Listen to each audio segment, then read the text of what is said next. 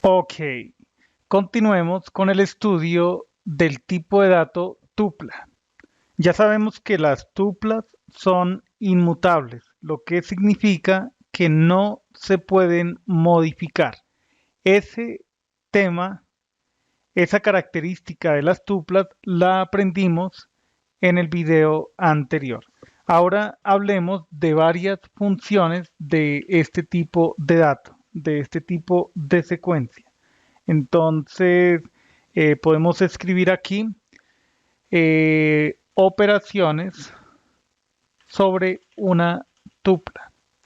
Básicamente, con operaciones nos estamos refiriendo a las funciones comunes que podemos realizar sobre una tupla. Funciones comunes sobre un objeto variable también podríamos escribir de tipo tupla. Bien, por ejemplo, podemos utilizar la función count para contar el número de ocurrencias de un elemento en una tupla. Definamos o redefinamos la tupla números. Asignemos, por ejemplo, 3, 2, 3, 3, 5, 3. También escribamos 2, 7, 11, 7, 5. Esa es la tupla números. Ese es el contenido. Podemos utilizar, dejemos aquí un comentario que diga lo siguiente. Función count. Aquí iría un elemento para realizar la búsqueda. Encuentra la cantidad de ocurrencias de un elemento, lo resaltamos como si fuera código, en una tupla. Ok, entonces, por ejemplo, queremos buscar el valor 3. Lo asignamos a esta variable, definamos otra variable que se llame cantidad. Sobre la tupla números, invocamos la función count. Pasamos como argumento 3. Queremos saber la cantidad de veces que aparece 3. Utilicemos aquí una cadena de caracteres. Escribamos lo siguiente. Indiquemos, a ver, en la tupla números, el valor, aquí podemos inyectar el contenido de la variable 3, aparece tantas veces. Ejecutamos y aparece esta cadena de caracteres. En la tupla números, el valor 3 aparece 4 veces. Genial, ¿cierto? Esa es la utilidad de la función count. ¿Qué pasa si ahora decimos 0? Ahí asignamos el valor 0 y volvemos a ejecutar estas operaciones. Esta vez indicamos aquí 0 como argumento, el nombre de la variable, el valor 0. Este es un nombre de variable, nos referimos a esta variable, observemos que aparece entre llaves, ¿sí? Lo mismo para cantidad. Ejecutamos, dice ahora, en la tupla números el valor 0 aparece 0 veces. Ok, si nosotros observamos el contenido de la tupla, por simple inspección sabemos que el valor 0 no es parte de ese conjunto, de esa tupla. Vale, entonces eso por un lado, bajemos. Eh, ¿Qué otros valores tenemos ahí? Ese es el uso básico de la función count. Ahora trabajemos con la función index. Escribamos aquí función index. Eh, Resaltemos como si fuera código. Aquí indicamos un elemento. Ok.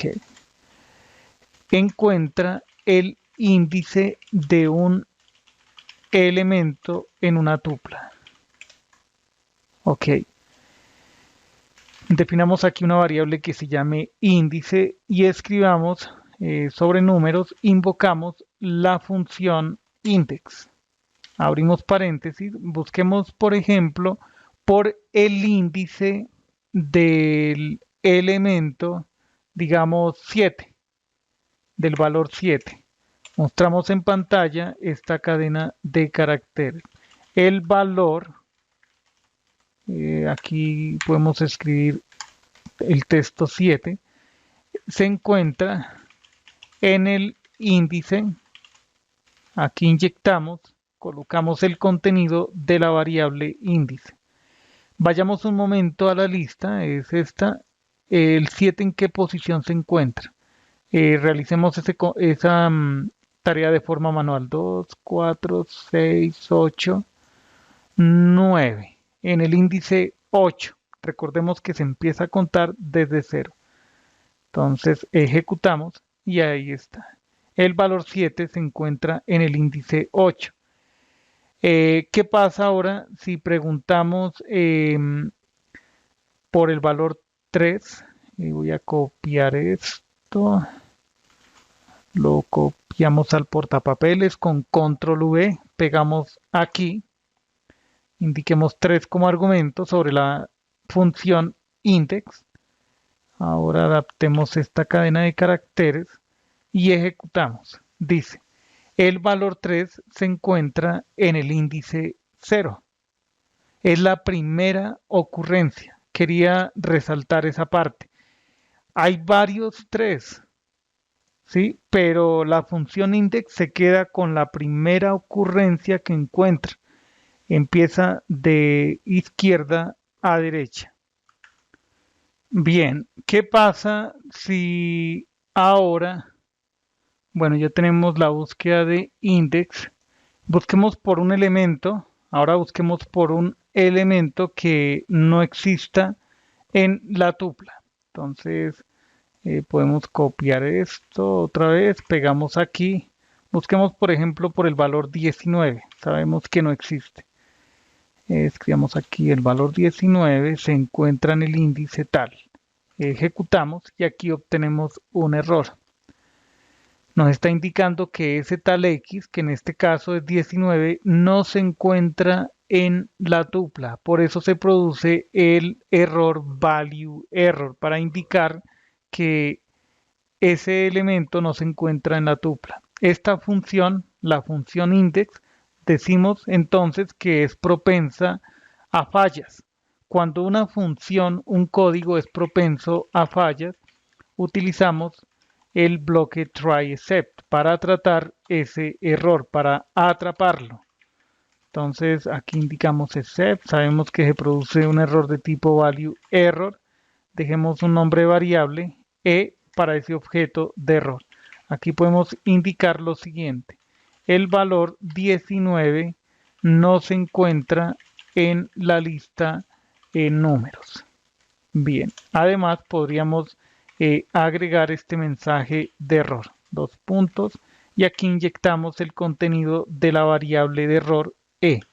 Ejecutamos, acá tenemos un error de sintaxis, cerramos aquí, ejecutamos y observemos lo que aparece en pantalla.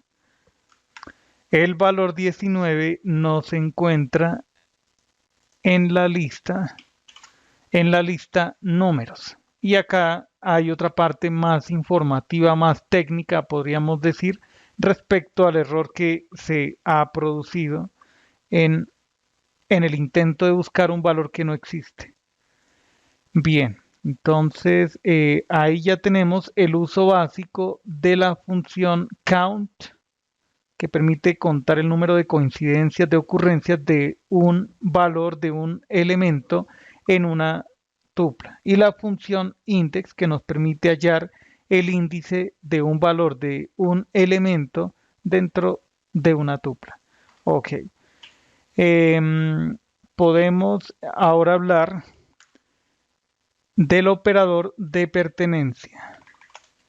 Operador de pertenencia sobre las tuplas. Sirve para averiguar, consultar si un elemento está presente en una tupla. Ese operador nos referimos al operador in. ¿Listo? Ese operador también funciona con cadenas de caracteres y con listas, como vimos en la sección anterior en donde aprendimos acerca de la secuencia lista. En este caso, podemos hacer lo siguiente. Ok, entonces, a ver, nosotros ya tenemos la tupla números. Ese es el contenido. Preguntemos si el valor 19 se halla en la tupla números. Si se encuentra, indicamos el siguiente mensaje. Podríamos utilizar esta cadena de caracteres. En caso contrario, escribimos este contenido. Copiamos al portapapeles, pegamos en este punto. ¿Cuál es el mensaje que se va a mostrar en pantalla? Es este, porque el valor 19 no se halla en la tupla números. Eso lo sabemos. Ejecutamos. Aquí, ¿qué pasó? Nos faltó la sentencia print. Ok.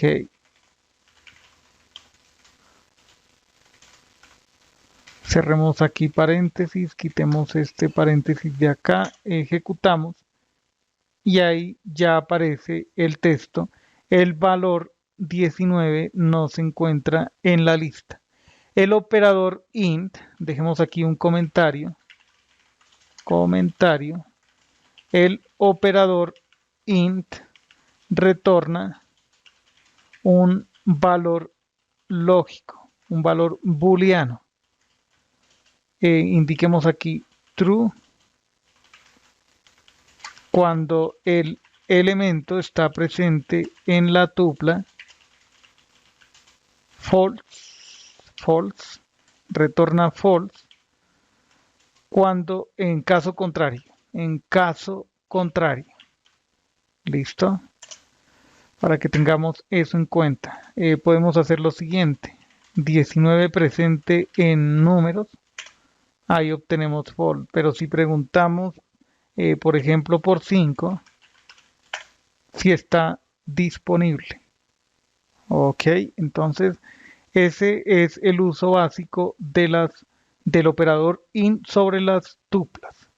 Bien, podemos escribir aquí algo importante. A ver, ventajas de utilizar una tupla frente a una lista. Entonces podemos enlistar esas ventajas. Debido a que las tuplas son inmutables, el tiempo de acceso, digamos recorrido, es menor.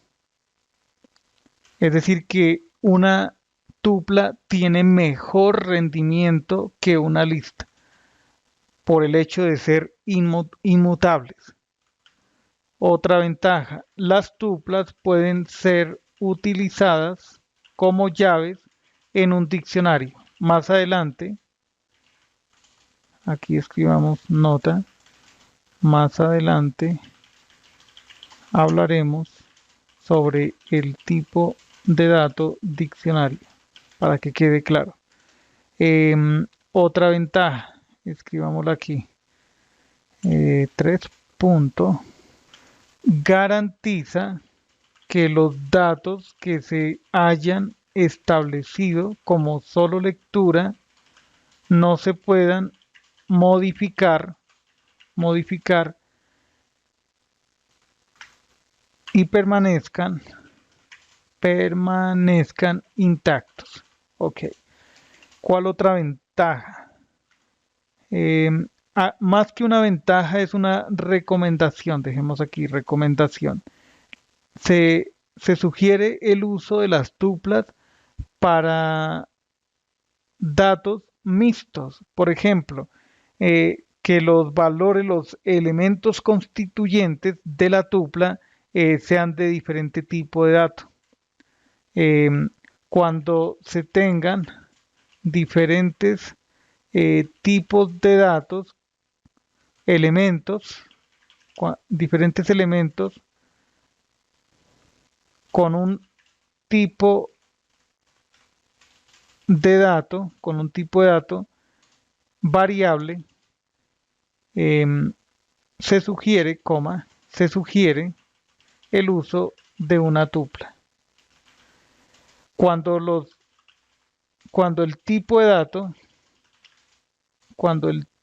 de dato de todos los elementos sea el mismo, se recomienda una lista en lugar de una tupla.